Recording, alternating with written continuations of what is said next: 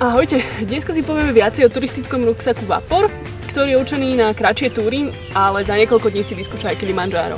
Čiže ruksak je prekvapivo veľký, napriek tomu, že má 32 litrov, zmestí sa doňho dosť veľa vecí. Má dve komory, jednu veľkú hlavnú, do ktorej sa dá dostať odklopením vrchlíka. A potom v podstate predné vrecko, ktoré má prístup iba v podstate z vrchu. Ďalej sú tu vrecka bočné, ktoré sú strávené zo sieťoviny. Máme momentálne fľašu. Sú celkom veľké. Jediné, čo by mohlo zavadzať, sú tieto sťahovacie podruhy, ktoré sú aj na jednej, aj na druhej strane. Ale bez problémov sa tam dá vopchať fľaša na vodu, alebo teda aj nejaká väčšia minerálka. Čo by som ďalej spomenula, sú uchyty. Tieto konkrétne sú na cepín, to je tento menší, alebo potom na turistické paličky. Tak čo sa týka hlavnej komory, my sme sa si tiež mali dostať. Táto vrchná časť je v podstate rozšíriteľná. Teraz tu máme celkom dosť veľa vecí. Tu môžete vidieť, že čo všetko sa tam napchá.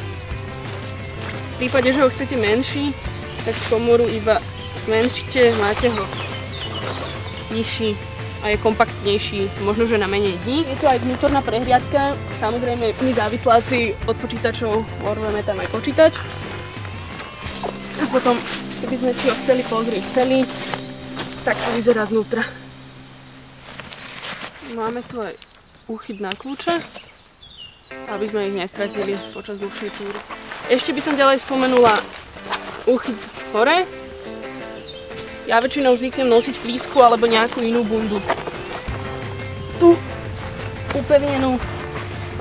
Je to praktické z toho dôvodu, že keď sa vám nechce otvárať ruksak, keď iba idete, dáte dole ruksak, vyťahnete mikinu alebo gate, oblečiete, pokračujete ďalej. Prišli k tej najdôležitejšej časti a to je v podstate chrbtový systém, ktorý býva vždy základom pri všetkých ruksakoch. Konkrétne tento je to airbag, ktorý možno nastaviť podľa ľubovole, podľa toho, akú veľkosť práve potrebujete. Je tu vlastne kovová konštrukcia. Tuto máme aj veľkosti MS, XS podľa toho, čo vášmu chrbtu bude vyhovovať. Dotiahneme. Tak.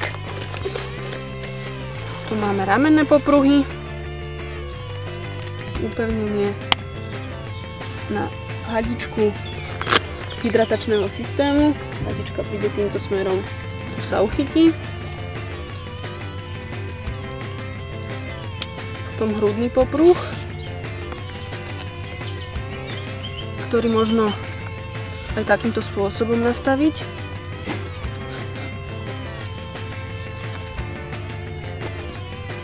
A ramenné popruhy možno upraviť aj takýmto štýlom. No a netreba opomínať bedrový popruh.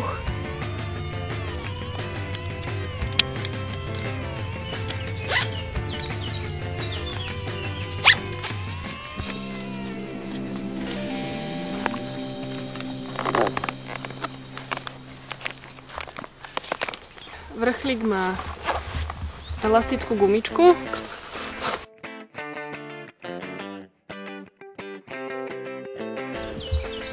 Vyzerá, že bude pršať, tak ja balím a mizím.